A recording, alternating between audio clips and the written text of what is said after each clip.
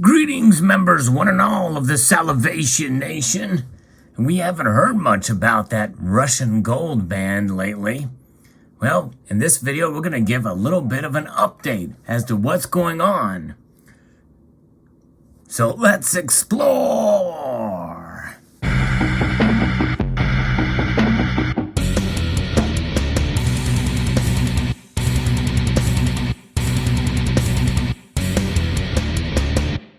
If you enjoy the latest news on precious metals and all different aspects, I hope you will consider pressing the thumbs up on this video, maybe subscribing to the channel, clicking the notification bell so that you don't miss a single video, because I do post videos daily.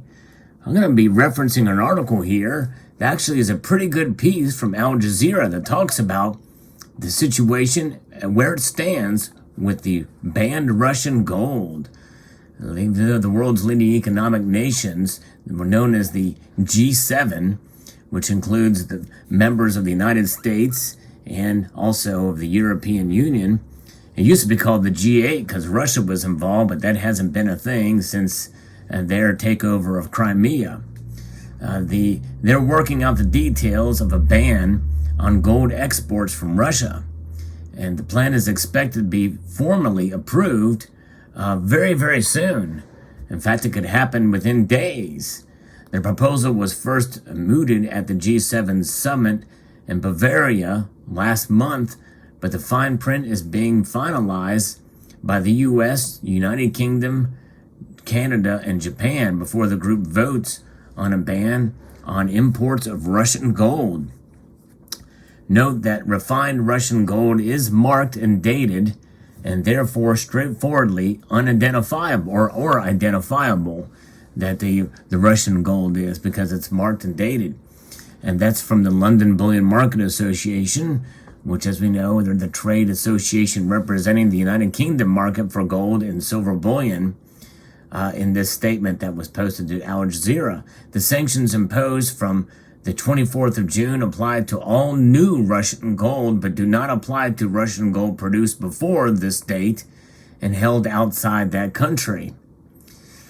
And there has been some bans that have unofficially, there's been some countries that have unofficially banned Russian gold by the London market, as most buyers there stopped trading it when the LBMA removed Russian gold refiners from its accredited list in March. I covered that story on this channel, by the way. When Britain announced its ban earlier this year, Boris Johnson's government claimed that gold exports had become valuable to many Russian oligarchs in cahoots with the Kremlin, as they turned to the bullion to bypass Western sanctions. Market analysts believe the ban's effects could be more political than economic, because sanctions imposed on Russia have pretty much already shut down European and U.S. markets for its gold. Western governments sanctioned Russia's main gold trading banks, including VTB, Otkritie, and Sberbank, and many international banks, refiners, and shippers stopped dealing with the Russian bullion. In addition, flows to major trading centers such as London and Zurich have definitely been affected due to sanctioning from within the precious metal industry itself, regardless of government intervention. Yes, indeed, and that's just it. That's why you wonder why the G7s are, ban is going to do much good. I would question if it's going to be that effective. Effectively, this ban prevents Russian mining companies and banks, as well as wealthy individuals, from getting their hands on gold to swap for hard currencies, especially as the ruble has been hit by the war and sanctions. And some say, well, yeah, look at the ruble now. It really hasn't done much because it's recovered or it's gone up fairly dramatically. But the thing of it is that that's on the baseline on when the invasion first began. And the ruble is not a healthy currency. It really hasn't been for quite some time. So it's not really saying much that the ruble has increased since the sanctions hit. The ultimate goal of these measures is to lighten Russia's war chest, limiting its sources of major income. How important is gold to Russia's economy? Russia is the world's second largest gold producing nation and its exports of the precious metal are estimated to be worth about $15 billion, measured from 2021. China and Australia are the other countries topping the list of gold miners. Last year, Russia mined 314 tons of gold, according to Reuters, citing Russian Finance Ministry data, accounting for nearly 10% of the shiny material produced globally. That is pretty interesting indeed. That's a pretty large chunk. Russian gold miners mainly sell their wares to domestic commercial banks, which usually then purvey them to the Moscow Central Bank or export it. The company Polyus is the country's largest gold producer, followed by Polymetal. In the past decade or so, the vast majority of Russia's gold was sent to the United Kingdom. So they're heavily relying on the United Kingdom for this export. They're the world's biggest trading center. Britain imported $15.2 billion worth of Russian gold last year, according to Comtrade, the United Nations database of international trade statistics.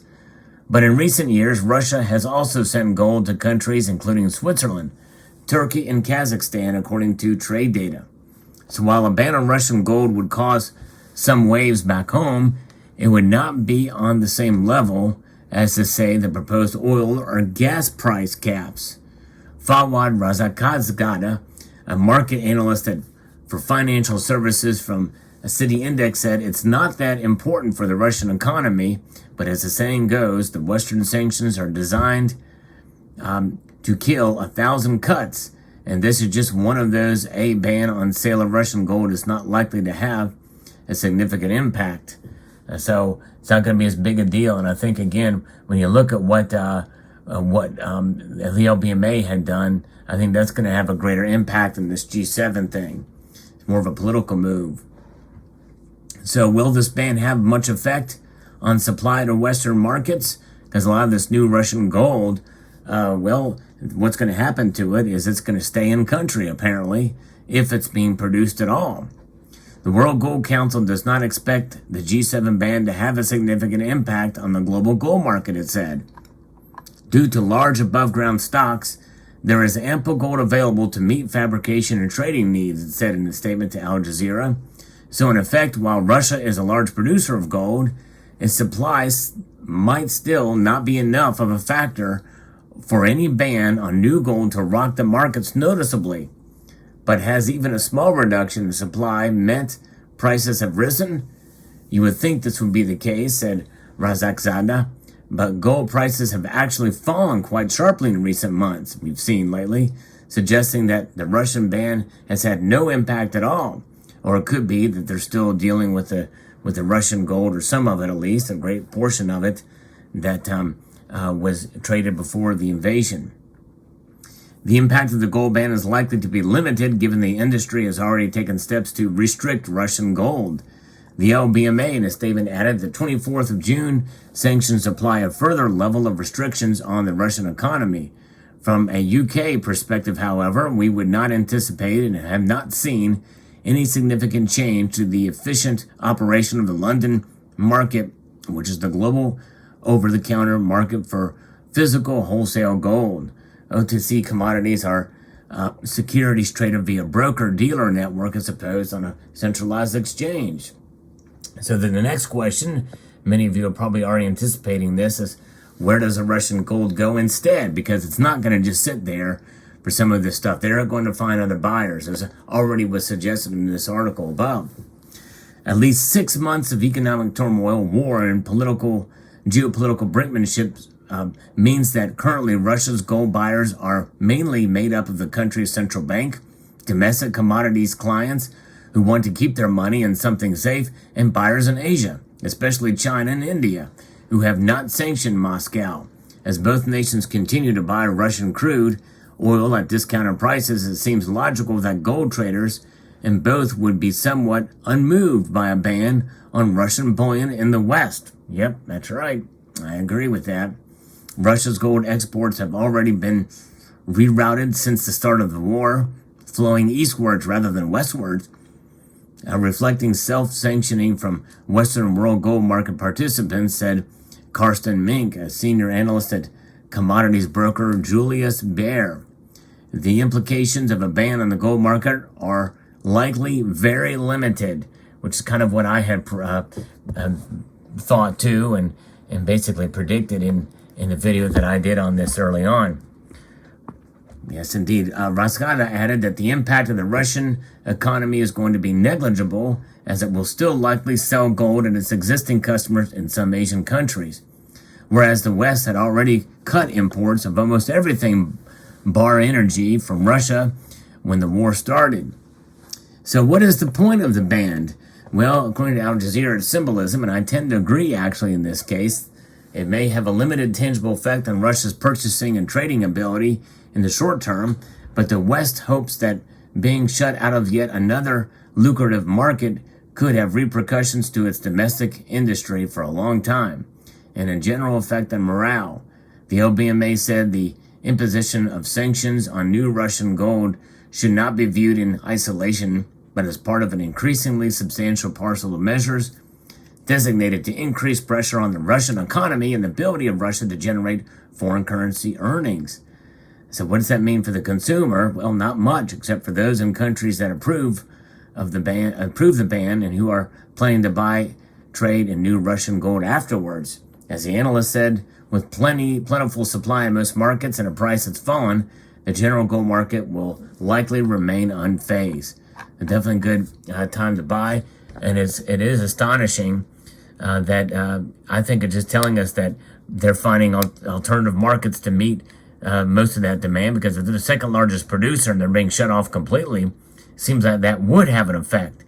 Nonetheless, you have American gold. I don't have any Russian gold here. It's very difficult to find Russian bullion gold coins. Typically, it comes in a form of bars and the like. And nonetheless, we continue to stack the metal in and of ourselves, as we always do. Fascinating indeed. So there's the story on the Russian gold. And I think this little update tells us is why we may not hear much about this in the future, because it's going to have very little effect. And it's not going to really punish Russia all that much as some people would like to think. Or, again, just a way of just saber rattling there economically. All right. Let me know what your thoughts are in the comment section below. Hope you found this video insightful. Would like to extend a multitude of gratitude to you all for taking the time to watch, and to encourage you to please rate, share, comment, and subscribe.